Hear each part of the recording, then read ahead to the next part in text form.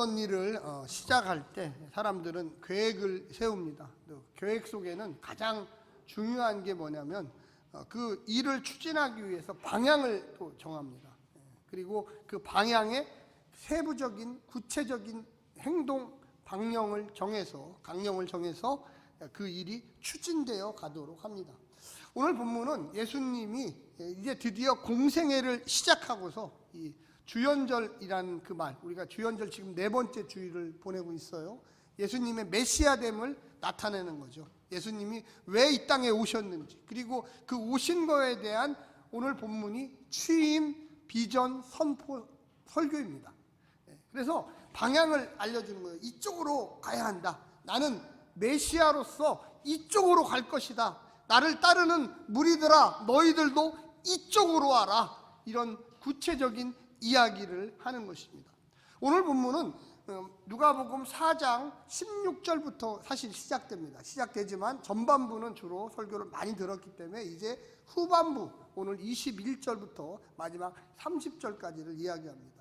성경을 가지고 계신 분들은 그 핵심 구절이 뭐냐면 18절 19절이었습니다. 제가 한번 오늘 본문은 나오지 않기 때문에 읽어드리겠습니다.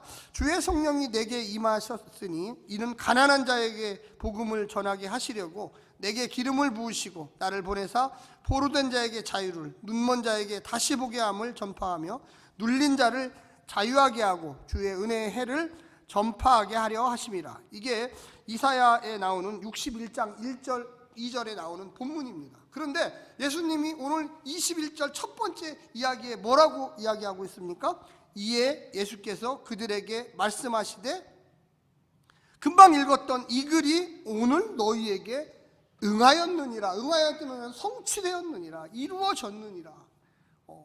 아멘 하십시오. 할렐루야. 네. 이사야서에 나왔던 그 말씀이 그 나사렛 동네의 사람들에게, 야, 그것이 지금 이루어졌어. 응해됐어. 이제 성취가 됐어. 무려 400년 동안 이 이사야, 예레미야 선지자는 주전 예수님 오시기 전 거의 제일 짧게 잡아도 400년 전 분이에요. 좀 길게 잡으면 600년 전 분이에요. 600년 동안, 또 400년 동안 이런 메시아가 오도록 기다렸어요.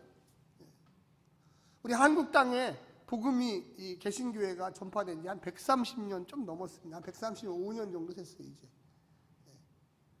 135년 전도 상당히 먼 기간인데 600년 또 400년, 그래서 말라기 선지자 이후에 무려 400년 만에 이 하나님의 말씀이 너희들에게 성취가 되었다. 우리가 기도를 하잖아요. 기도할 때 내 이 기도는 내가 평생의 기도인데, 내가 이 기도를 10년, 20년 했는데, 근데 만약에 그 기도가 응답이 됐어요. 그럼 여러분의 기분은 어떠세요? 와! 근데 예수님이 이게 취임 설교예요. 내가 앞으로 이쪽으로 가겠습니다. 그 얘기를 하는 거예요. 그 4가지를 다시 한번 말씀드리면, 가난한 자에게 복음이 전파되고, 포로된 자에게 자유를 주고, 눈먼 자에게 다시 보게 하고, 눌린 자를 자유하게 하겠다.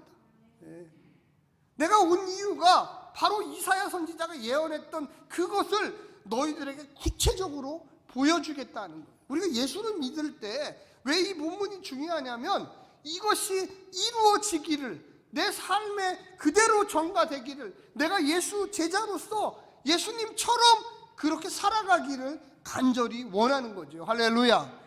예수 믿는다는 게 단지 교회에 매주 옵니다, 저 한 번도 52주 안 빠지고 잘 옵니다, 물론 잘하는 거예요. 그런데 그 본질상 우리가 어디로 향하고 있을까, 어떤 쪽으로 가고 있을까, 어디를 향하여 날마다 한 걸음씩 한 걸음씩 가고 있을까.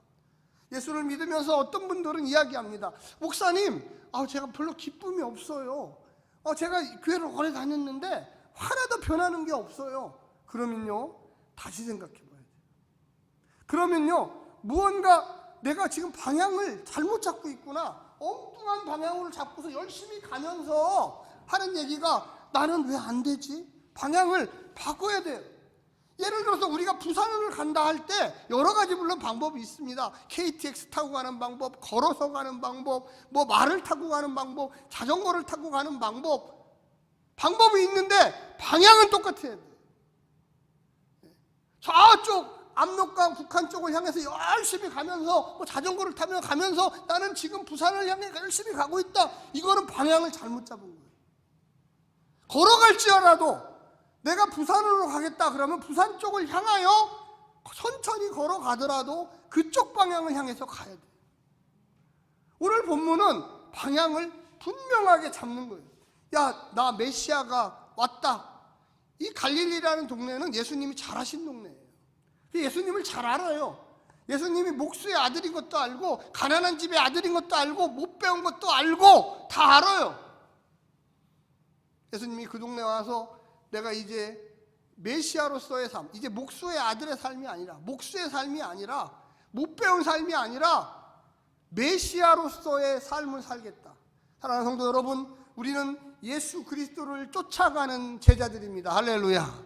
2023년 한 달이 지났습니다. 이제 11개월 남았어요. 어떻게 살까 과연 나는? 어느 방향을 향해 갈까? 교회는 다니는데 내가 진짜 예수님이 가셨던 그 길, 제자로서, 성도로서 쫓아가고 있을까? 내가 작년 2022년까지는 이렇게 살았는데 뭐 이상해, 열매가 없어. 바꿔야 돼. 새로운 방향. 어떤 방향? 예수님을 쫓아가는 방향. 오늘 본문에 보면 후반부에 두 가지의 반응이 나와요. 두 가지의 반응. 첫 번째 반응은 부정적인 반응이 나와요. 저는 우리 행복한 교회 성도들이 예수님을 쫓아가는데 부정적인 방향으로 쫓아가지 않으시기를 간절히 부탁드립니다. 거기 한번 우리 같이 보겠습니다. 이렇게 이야기하고 있습니다. 22절에 보니까 그들이 다 그를 증언하고 그 입으로 나오는 바 은혜로운 말을 놀랍게 여겨 이르되, 야 그래?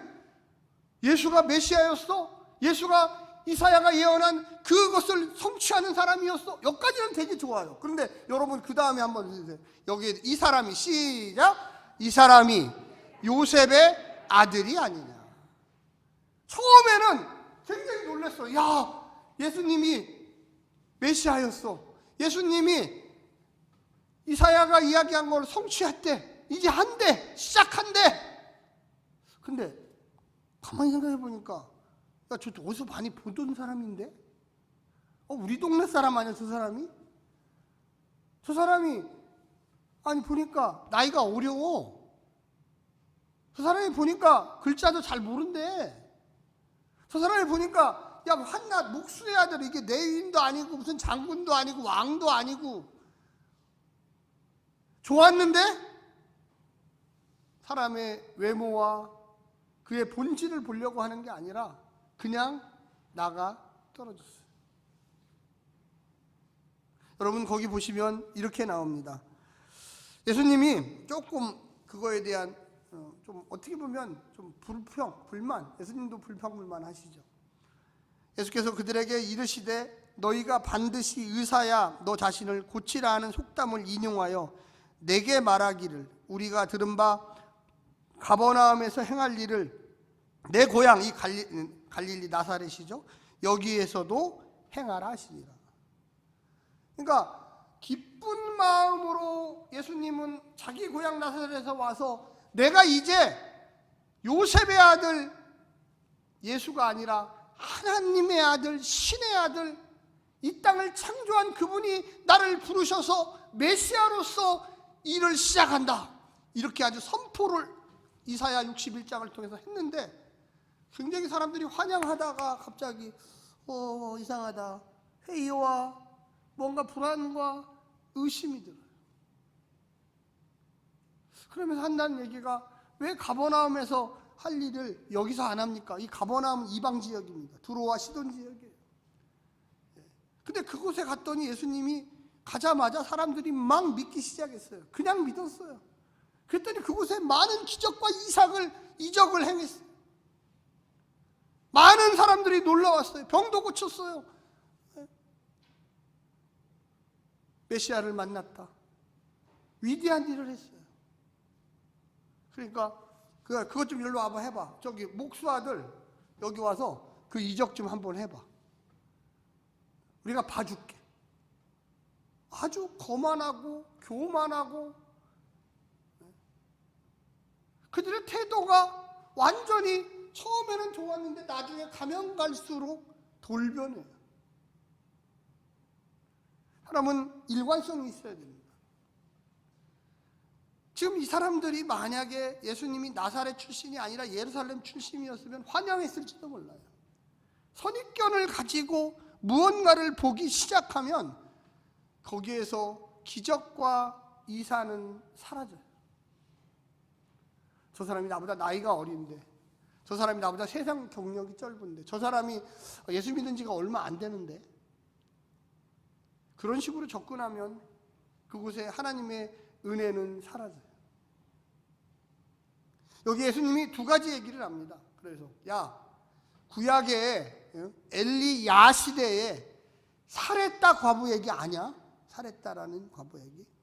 사렙다라고 하는 게 이게 이방 지역에 있는 도시 이름이에요. 사렙다 출신 여인 이름. 사렙다 과부. 한마디로 유대인이 아니라는 거죠. 유대인이 아니. 그 사렙다 여인이 어떻게 엘리야 선지자를 만나가지고 그가 하나님께 3년 6개월 동안 비가 내리지 않은 가운데도 풍족하게 살 수 있었는지 아느냐? 너희들 생각에 왜 하나님이 이방 여인을 통하여 엘리야를 먹여 살리고 또 그 집도 굶어 죽지 않고 과부예요, 과부. 힘없는 과부. 또 한 가지 얘기를 합니다. 나아만 장군 알지? 나아만 장군. 나아만 장군이 시리아의 장군이다. 시리아는 우리의 적대국이다. 요즘 말로 하면 한국과 일본 사이처럼 원한이 있는 그런 나라들이에요.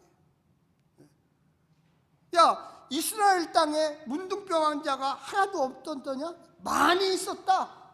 그런데 왜 적국에 나아만이나 그것도 장군을 불러들여서 하나님이 그를 엘리사를 통하여 치료했는지 아느냐? 이 두 이야기의 공통점은 과연 뭘까요? 둘 다 이방인이라는 거예요. 이방인. 하나님을 전혀 믿지 않는, 관계도 없는 사람들이에요. 너희들은 그 당시에 3년 6개월 동안 이스라엘 백성 중에는 과부가 없었느냐? 그런데 왜 이방 여인을 먹여 살리냐, 하나님이? 그것도 선지자를 보내서.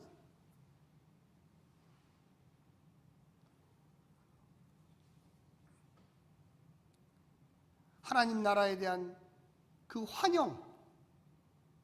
나사렛은 예수님이 자라고 성장했던 그곳이었기 때문에 그들은 예수님의 겉모습을 봤어요. 처음에 그 놀라운 이야기에 환영을 했지만 이상하다 하면서 하나님의 은혜를, 마음의 문을 닫아버렸어요.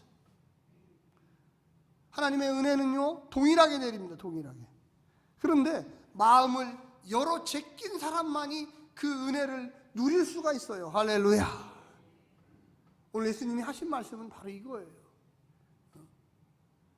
이방인이었지만 그들이 환영했을 때 선지자가 그 가정을 축복하여 3년 6개월 동안 그 기근의 시대에, 그 가뭄의 시대에 굶어 죽지 않도록 하나님께서 보호하시고 인도하시고 축복해 줬다. 나아만 장군 적군이었어요. 이스라엘과 매일 전쟁하는 날이에요. 그 나라의 우두머리였어요. 그런데 그가 나병, 문둥병에 걸리니까 하나님이 엘리사를 찾아가라. 그래서 엘리사 찾아가서 요단강에서 7번 물에 들어가라. 처음에는 깨끗한 강이 우리나라는 없냐 했지만 그래도 여기 온 목적이 이 사람이 당신 병을 고칠 수 있다고 하니까 왜 그 말에 순종하지 않습니까? 그래서 다시금 돌아와서 요단강에 들어가서 7번 들어갔다 나왔다 하니까 갑자기 온몸에 깨끗함을 입어서 병을 고쳤다는 그 이야기. 왜 예수님이 갈릴리에 있는 이 나사렛, 자기가 태어난 동네에 와서 그 말씀을 전했을까요? 너희들은 마음의 문을 스스로 닫고 있다. 여러분, 교회 나오는 이유가 무엇입니까 도대체? 저는 교회 나오는 1번 이유는 하나님 나라를 경험하고 살아야 되기 때문에 나온다고 저는 생각합니다. 아멘. 세상에서 경험할 수 없어요. 세상은 돈이 지배하고, 세상은 권력이 지배하고, 세상은 폭력이 지배하고, 세상은 거짓이 지배하고, 세상은 사기와 분노가 지배해요. 이 교회 공동체는 우리가 어떤 마음을 열어 제끼느냐에 따라서 이곳이 하나님 나라를 경험할 수 있는 좋은 곳으로 바뀔 수 있다는 거예요. 할렐루야. 옆에 분한테 얘기하십시오. 어떠한 일이 있어도 마음을 닫지 마십시오. 하나님의 말씀에 마음을 여십시오. 하나님의 말씀에 마음을 여십시오. 예, 우리가 마음을 열어야 돼요. 목사가 잘못할 때도 있고 성도가 잘못할 때도 있어요. 그런데 그것 때문에 마음을 닫을 필요는 없어요. 우리가 그것 때문에 마음을 닫으면 얼마나 큰 손해예요. 작은 거 하나 때문에 하나님을 못 경험하다니 이게 말이가 됩니까? 하나님의 능력을 경험하고 하나님의 사랑을 경험하고 하나님의 축복하심을 누려야 돼요. 누려야 돼요. 예, 저는 우리 2023년 행복한 교회 모든 성도들이 이 영상으로 예배드리는 분들조차도 하나님의 은혜를 누리시기를 간절히 부탁드립니다. 아멘. 아까도 말씀드렸지만 네 가지예요. 18절과 19절에 나오는 이야기, 가난한 자에게 복음이 전파되고 포로된 자를 자유케 하고 눈먼 자를 다시 보게 하고 눌린 자를 자유케 하는 역사가 우리 행복한 교회에서 일어나야 합니다. 아멘. 예수님이 그것 때문에 오셨어요. 그래서 우리를 십자가에서 죽으심으로 인하여 영원히 자유케 하고, 사단의 노예였던 사람들에게 야 거짓에 속지 마, 야 분노하지 마, 내가 십자가를 다셨잖아, 그거 이해하고 용서하고 우리 행복하게 살자, 우리 정말로 위로하며 살자, 격려하며 살자. 할렐루야. 아멘. 세상은요 그걸 싫어해요. 세상은 너는 내 밑에야, 너 밑에니까 내 말 잘 들어, 야 너 돈 없지, 내가 돈 많어, 너 열심히 와서 일해, 내가 너에게 돈을 줄게. 그래서 돈의 노예가 되게 만들어요. 폭력의 노예가 되게 만들어요. 사람을 때리고 사람을 협박하고 사람에게 저주의 말을 퍼부어서 요즘에 젊은이들 사이에 얼마나 그런 일들이 많은지 몰라요. 왕따를 시키고 노예를 시키고, 얼마나 추악하고 얼마나 정말로 아름답지 못한 일들이 세상에서 너무만 하루에도 수백 건 수천 건씩 그런 일들이 일어납니다. 교회 나와서 그런 것들을 떨쳐버리고, 야 그거 아무것도 아니었어, 내가 하나님을 만나고 하나님의 말씀에 순종하고, 그래서 기적이 일어나기 시작해요. 그래서 정말로 우리 행복한 교회에 나오는 새로운 성도들이 그 예수님 나라, 하나님이 지배하시는 그 나라의 원리를 배우고 새롭게 거듭나기를 간절히 원합니다. 아멘. 저는 우리 행복한 교회가 2023년에 핍박 가운데도 복음이 증거돼요. 여러분 여기서 놀라운 게 나와요. 나사렛 사람들이 어떻게 했을까요? 돌을 들었어요. 돌을. 야 줘봐라. 돌을 누구를 향해 던지려고 했을까요? 예수님을 향해 던지려고 했어요. 거기 한번 보십시오. 뭐라고 써 있습니까? 이렇게 이야기합니다. 28절 한번 여러분 크게 읽어주세요. 시작. 회당에 있는 자들이 이것을 듣고 다 크게 화가 나서. 여러분 잘 보세요. 예수님이 전하는 게 뭐 나쁜 게 있습니까? 이사야의 예언이 너희에게 성취됐다. 가난한 자, 눌린 자, 배고픈 자, 내가 그들에게 희망을 주고 용기를 주고 오병이어를 일으키고 절름발이를 다시 회복시키고 이렇게 해주겠다 했는데 스스로 마음을 닫으면서 회당에 있던 자들이 벌떡 일어나서 다 크게 화가 나서 29절 한번 보여주세요. 제가 읽겠습니다. 일어나 동네 밖으로 쫓아내어 그 동네가 건설된 산 낭떠러기까지 예수를 끌고 가서 돌 던지려고 준비하는 거예요. 밀쳐 이르되. 교회가 분란이 나면요 꼭 이런 일이 벌어져요. 교회가. 저는 많이 봤어요. 여러분 우리가 착각하면 안 돼요. 예수님은 오셔서 복음을 전하고 행복을 전하고 화해를 전하는데 그 같은 동네에서 컸던 사람들은 돌을 들고 예수님을 끌고 가고 낭떠러지에 가서 너 떨어져서 죽어라 밀치려고 준비하고 있는 거예요. 교회는 사랑하는 곳입니다. 아멘. 아멘. 참아야 돼요. 설사 그런 일이 있어도 그런 일에 동참하시면 안 돼요. 우리가 분노가 있죠. 그런데 참아야 돼요. 아 이건 아니다. 이건 교회가 할 일이 아니다. 이건 사단이 할 일이다. 그런 원인이 생겨도 나는 그곳에 동참하지 않겠다. 나는 하나님의 사람이고 나는 믿음 가운데 사는 사람이고, 지금 이 동네 사람들 전체가 야 이거 예수 봐라, 이게 쥐가 뭔데, 분위기상 여기 한번 보십시오. 여기 분위기 이게 무슨 분위기입니까? 예수님은 취임 설교를 하고 너희들을 자유케 하리라, 너희에게 복을 주리라, 너희에게 성령의 능력을 주리라, 권능을 주리라. 할렐루야. 그런데 같은 동네에서 컸던 사람들이 더 환영하고, 야 우리 동네에 메시아가 났어, 얼마나 기쁜 일이니, 주님 우리에게도 좀 기적을 베풀어 주세요, 이렇게 아주 뜨거운 마음으로 했다면 어떤 일이 일어났을까요? 거기에 예수님이 내 고향이니까 별일 할 일이 없어 이렇게 하고 떠나버렸을까요? 아니면 내가 우리 동네니까, 내가 살았던 동네니까 이곳은 더 많은 은혜를 베풀어 주리라 이렇게 됐을까요? 동네 사람들이 이렇게 하니까 제일 마지막에 예수님이 권능을 발휘하셔서 그래 알았다 하고 뒤를 돌아서 다른 동네로 가버리셨습니다.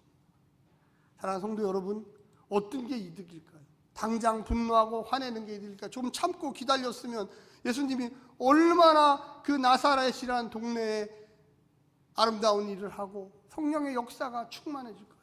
한번 따라서 해주십시오. 화내지 말자. 화내지 말자. 크게 해보세요. 화내지 말자. 화내지 말자. 분노하지 말자. 분노하지 말자. 특별히 교회에서는 그런 일이 일어나면 안 돼요. 가정에서도 마찬가지예요. 여러분 부부가 자녀들을 키울 때 맨날 싸우고, 야 네가 잘났어, 엄마가 잘났어, 아빠가 잘났어, 그럼 자녀들이 뭘 배우겠습니까?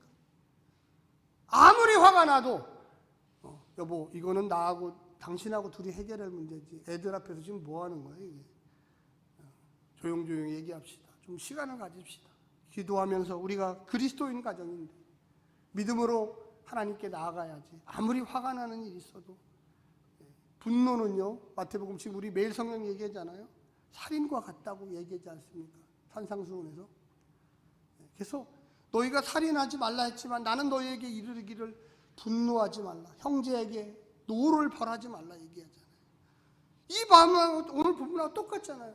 예수님은 축복을 주시려고 나사렛 동네에 나타나셔서 방향을 정하고 선포를 하고 응하였다고 하는데, 그 동네 사람들은 예수님을 죽이려고 돌 던지려고 어깨에다가 메고서 끌고 가요. 이거는요 올바른 것이 아닙니다. 예수님은 그래도 그들을 저주하지 않으시고, 그래 알았다, 내가 다른 동네에 가서 복음을 전하리라. 그래서 핍박 가운데 또 다른 곳에 복음이 증거되기 시작합니다. 할렐루야. 아멘. 처음 출발부터, 예수님의 처음 출발부터 아주 곤욕을 치르고 있어요. 아주 어려움을 당하고 있어요. 이게 보통 핍박입니까? 낭떠러지에 가서 그를 밀어갖고 떨어뜨려 죽이려고 하는 그런 핍박 가운데도 예수님 분노하지 않으시고, 만약에 예수님이 그랬으면 으악 해가지고 이놈들 봐라, 내가 메시아인데 너희가 너희들을 위해서 십자가에서 죽으려고 왔는데 나에게 이런 대우를 하느냐 하지 않으셨어요. 그래 알았다, 내가 이 동네에서는 더 이상 이야기할 게 없다. 그리고 다른 동네로 가셔서 그곳에서 엄청난 기적을 일으키기 시작했습니다. 사랑하는 성도 여러분, 결론적으로 마음을 주님께 여십시오. 할렐루야. 아멘. 절대 분노하지 마십시오. 그것이 하나님 나라를 이루어지 못합니다. 어려움이 있어도 참고 인내하면서, 주님 아시지요? 주님께서 우리 행복한 교회를 축복하고 우리 가정을 축복하고 우리 기업을 축복하고, 그래서 절대 분노하지 마시기를 간절히 축복드립니다. 아멘. 한번 따라서 하십시오. 2023년에 나는 하나님께 마음을 열리라. 나는 하나님께 마음을 열리라. 절대 분노하지 않으리라. 절대 분노하지 않으리라. 네, 절대 분노하지 마세요. 그래서 늘 항상 내가 좋은 일에 쓰임 받아야죠. 나쁜 일에 쓰임 받으면 되겠습니까? 자기도 모르게 사단에게 쓰임 받지 마시고 항상 웃고 항상 이해하고 격려하고 항상 악수하고, 아까도 우리 찬양했지만 당신은 하나님의 사람임을 믿어야 됩니다. 우리 한 번만 더 좀 쳐주시기를 부탁드립니다.